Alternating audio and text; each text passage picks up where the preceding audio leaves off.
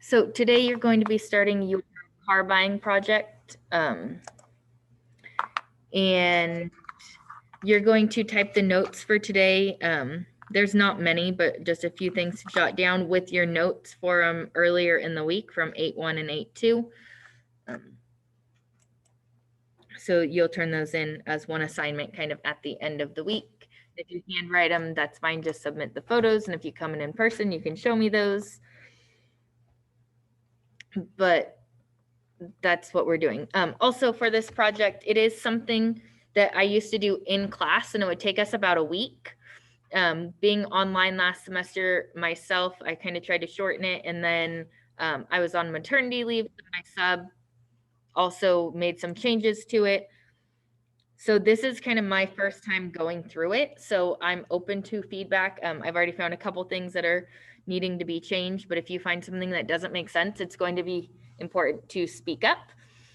Either today or tomorrow, or email me. This is due on Sunday by midnight. So everything else for the week is due Friday at 3 o'clock. You have a little bit more time for this because it is a little bit, does require a little bit more work. But don't wait until Saturday or Sunday to email me, because there's a very good chance that you don't get a response in time before it is due. With that being said, let's go ahead and start this. So purchasing a car. So just kind of some introduction basics. Depending on where you live, you may not need a car, but obtaining a driver's license and eventually owning a car is a rite of passage for many young people.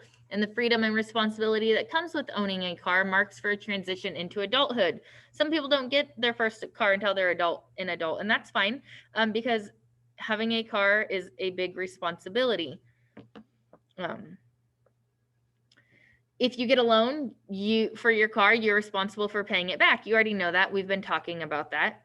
And you need to know, how financially prepared are you for making a car purchase? If you can't afford all of the expenses, then you should probably wait, because the expenses include more than just the car loan itself.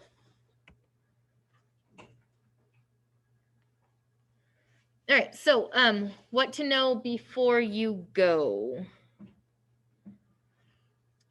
So the first thing you want to do is you want to kind of do your homework, look at your budget, consider all of the expenses, the loan itself, insurance, fuel, maintenance, and parking may be a included cost depending on where you live and where you work. Then you want to get educated in choosing the right vehicle, prioritize vehicle features to fit current and future needs, and you want to consider mileage, warranty, and finance rates. Additional research you may want to consider, looking at the vehicle history. If you're buying a used car, look at the Carfax. Has it been in accidents before? How many owners has it had? Was it used as a rental car previously? Just different things that you may want to consider. Research the reliability of that type of vehicle. Does that vehicle depreciate rapidly or hold its value well? And determine warranty coverage. Does it come with a warranty? Can you buy an extended warranty? Those are just some of the other things you may want to consider.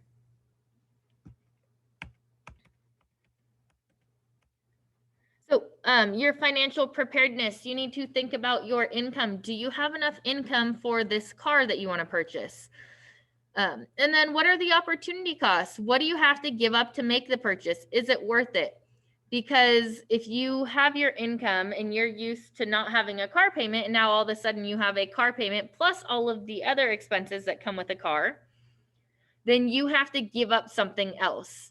That money is now going towards your vehicle and not somewhere else. Is it eating out? Are you not paying your credit card bills? Are you going to be short on your rent?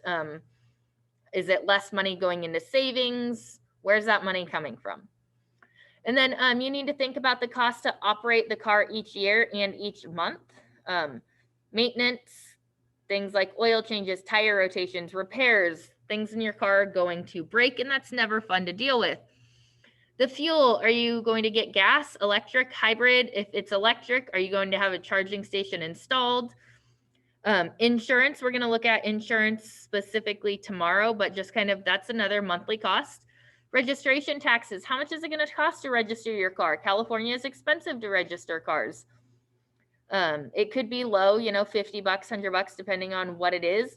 A brand new truck can cost you like $700 a year to register it. And that's a one-time fee, all paid at once. And then what are the finance costs? Like, what is your monthly payment for the car? So lots of things that can be added into that cost.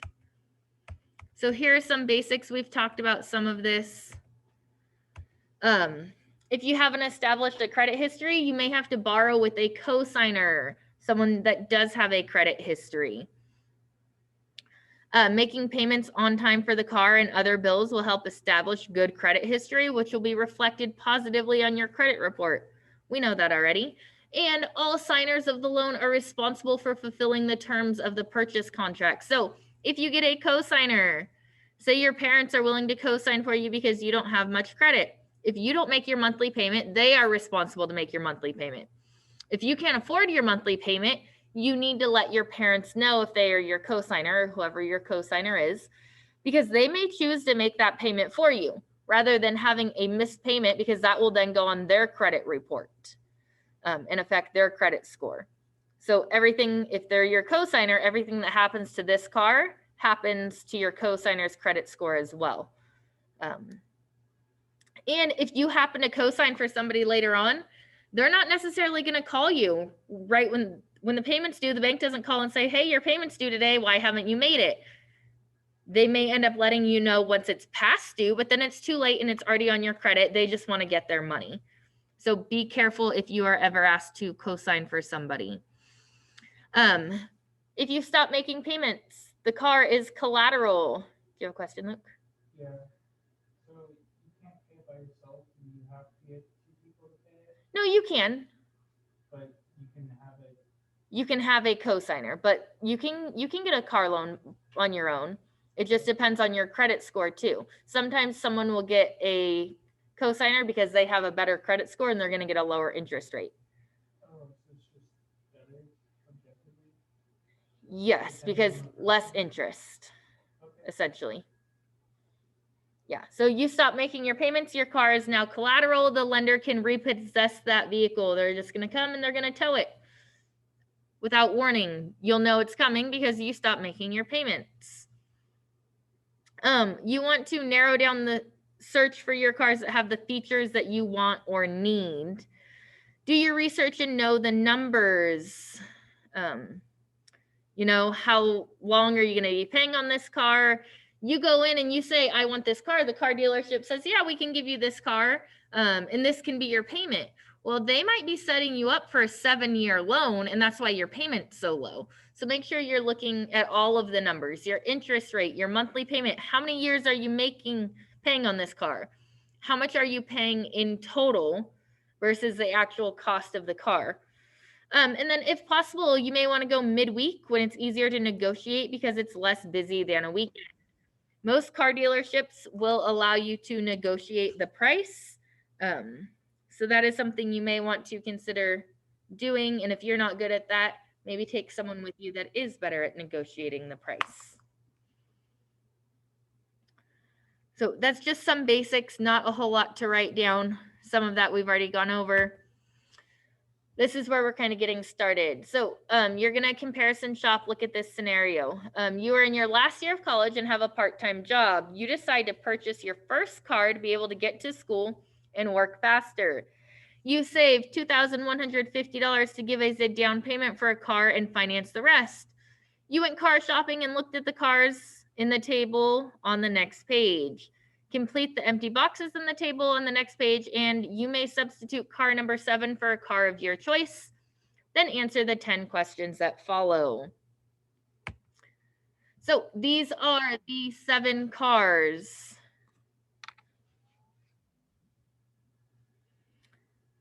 Again, if you don't like these cars, this Volkswagen Jetta down here, you can replace with a different car that you like. The first one is already filled in for you, and I'm going to show you a few different calculators, and we'll fill in this second row together. This first one, so this first column that we need to fill in is an 11% down payment. Different lenders have different requirements for down payment. Some don't require a down payment, some are. We're just going to use an 11% here. So 11% of $19,500 is $2,145. At a 7% interest rate for 4 years. So you make your down payment. So now you only owe for the car $17,355 because you subtract the down payment.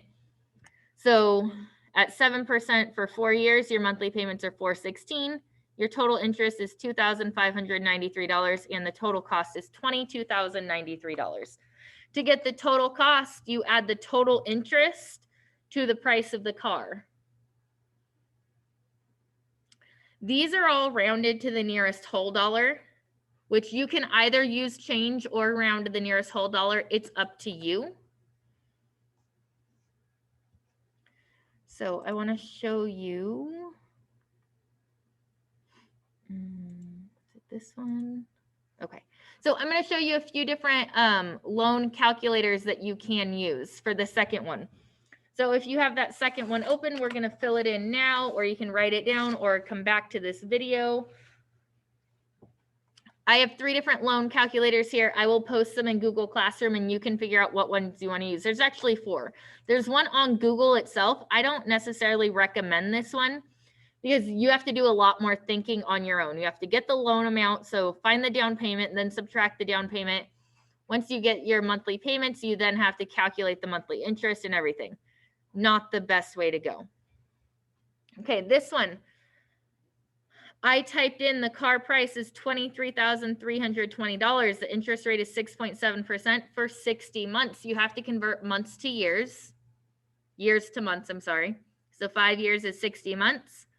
We're going to leave sales tax at 0, ignoring that for now. So your down payment here, I calculated this. To calculate this, I did 11%, 0.11 times $23,320. That's where this number came from. I had to find this number ahead of time. So we can see right here, the monthly payment is $408. So let me go back here. So to get the down payment, I did 23,320 times 0.11. I rounded to the nearest whole dollar. So this was $2,565. That online calculator told me that my monthly payment is $408. Let me zoom in a little bit for you guys.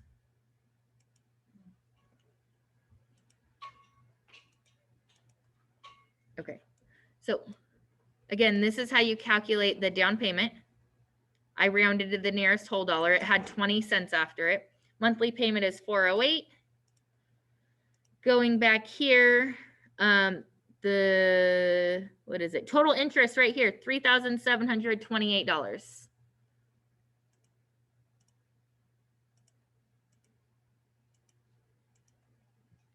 $3,728. And so to get the total cost, we take that cost of the car, $23,320, and we add the $3,728. That's going to give us the total cost, the cost of the car plus the interest. I want to show you a couple of other calculators that are similar. That one's actually my least favorite, I think. This one, the calculator.net, you type in the price, 60 months, 6.7, you type in the down payment. We're going to say $0 trade-in, 0 tax registrations, calculate. This one is nice because it tells you your monthly payment, $408.04. So this one gives you the change. You can write in the change or round to the whole dollar. The total loan, $3,727.55. Again, we wrote 3728. We rounded this. This one gives you the total cost. You don't have to do the addition at the end. It does the addition for you. So that's why this one's a little bit better. It does one more step for you. Then this last one, I like it because it will calculate the down payment for you. So if you type in you want an 11% down payment, it tells you what the down payment's going to be. It does that math for you. 5 years, 6.7%. It tells you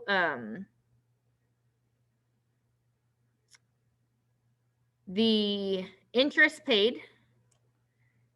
And then remember, you still have to go back and add the, what's it called? You don't want this total paid. You need to do the interest paid plus the cost of the car still. So you do still have to do some math here, but you don't have to calculate the down payment. It does it. You just have to do the addition, the interest plus the cost of the car. So that's how you're going to fill in this table. Does that make sense?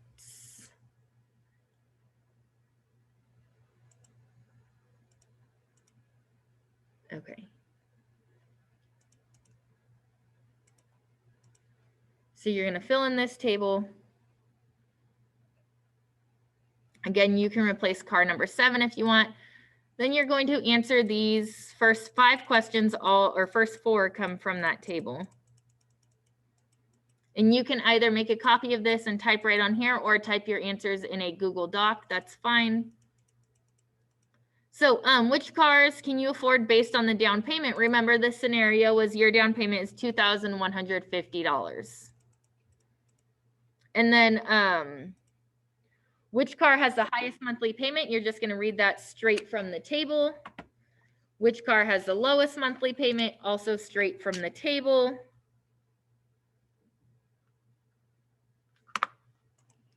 And then which car would you buy based on the price? You just say what one you'd buy. Maybe car number 7 that you picked a different car, maybe one of the other ones.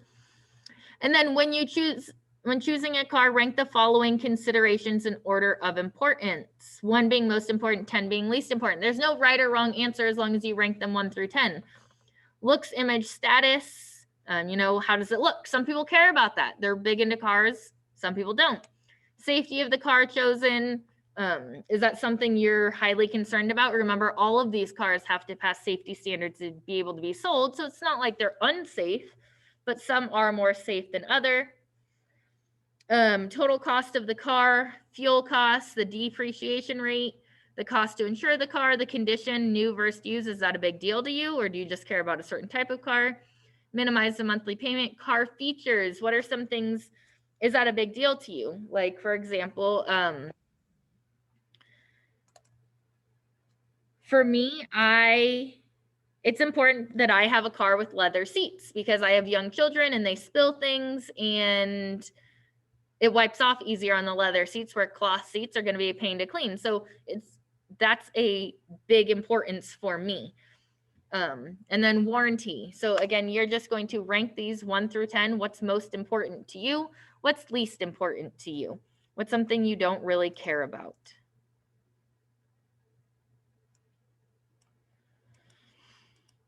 All right.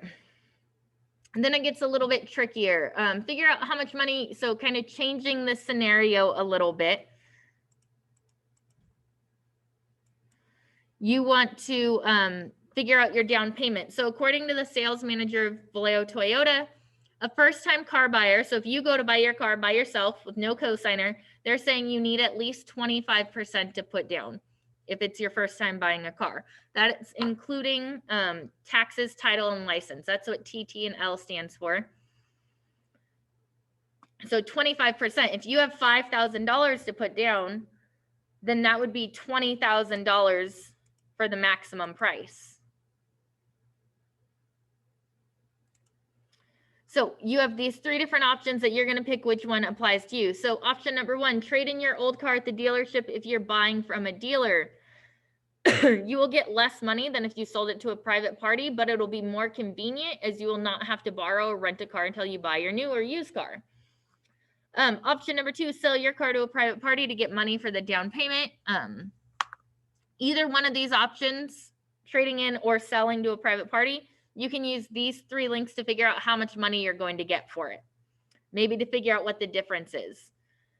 Again, if you sell it to a private party, you'll make more money, but it's not as convenient. If you do it at the dealership, they're going to do all the work for you. You just sign a couple papers. Selling to a private party, you're going to have to fill out the DMV paperwork. You're going to have to post your car for sale. You're going to have to meet up with whoever wants to buy it, let them test drive it. Hope nothing happens during that test drive. Hope that they pay you, right? How are they going to pay you? Is it secure? Are you actually getting your money? And then when you sell your car to them, after you do all of that stuff, you don't have a car. So are you borrowing a car? Are you taking a bus? How are you getting around until you go buy this new car? Because you need that money for the down payment. So it's not like you can wait to sell it. So again, you'll make more money, but not as convenient. And the third option, if you don't have a car to trade in, you're going to pretend that you have saved or someone has given you at least $5,000 to put down for the down payment. So you'll say, I chose which one of these, which option number 1, 2, or 3, or you could say, I chose to sell my car because I would make $2,000 more than trading it in. Something like that. This question is a little weird. So the wording, I will plan on changing it, but I already posted this. We used to do this after we did a career project, and you would know how much, you would estimate how much money you would be making. So that's why it's what you can afford based on that. Here, the safety and reliability, there's some links to look at different safety and reliability of the different cars. That does not change what you can afford though. The cost to own the car, that's where you need to look up for the next 5 years to estimate taxes and fees, fuel cost, insurance. For insurance, you can get a quote here for the car that you want. Do not enter your real social security number or any other real information to get a fake insurance quote for this project. Estimate the maintenance and the repairs. So you're going to estimate those. The maximum price I can afford because, so this, you could kind of say your monthly, how much it's going to cost you and how you came up with that. Again, we used to tie it into a budget. And so then you'd say, well, my budget says I can spend $400 a month, so I can't afford this car or something like that. But you can say how much it's going to cost over the 5 years. You can break that down into each year and each month. Then number 8 here, based on your research, what's the total amount of the car loan? So you multiply the number of months financed times the monthly payment. That's different than what the other table showed. Again, if it's 5 years, you multiply 60 times the monthly payment.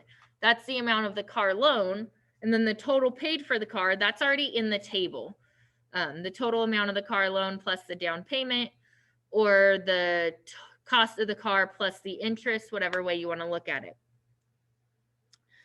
And then number 9, for the car you choose to purchase, assume you've made payments for the first 6 months and now want to repay the loan early. Use bankrate.com or another calculator to determine the current principal balance owed after the first 6 months for the car you chose. So you go back, you type in all of that information in the Bankrate calculator. The Bankrate one I like because it gives you the amortization table. So you can scroll down and see how much you owe after 6 months. The loan agreement specifies a $500 penalty to pay it off early. Would you save money by repaying the loan at this time? If so, how much would you save?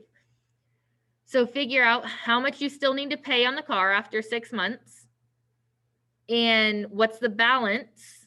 If you keep paying your monthly payments, how much are you going to pay? Versus if you pay it off early, what is the, how much do you save with that prepayment penalty? And then number 10 here, what important lesson did you learn from this? Any kind of feedback. What did you learn? What was not a good use of time? If you didn't learn something, why not? What could I have done differently? Again, I know it's not perfect, and that's okay. If there's something that doesn't make sense, as I was already saying, please ask. Start it today. You have 45 minutes left in class. You can get started on this. You should be able to get quite a bit of it done if you actually work during that time and don't wait until the last minute when it's due. Bring your questions to class tomorrow. Tomorrow we're going to look at insurance. You'll have time to ask questions then. You can email me questions on Friday. I will try to answer them. If you wait till Saturday or Sunday, there is a good chance that I may not see them or may not respond over the weekend. This is due Sunday at midnight. Do we have any questions now before you guys kind of move on?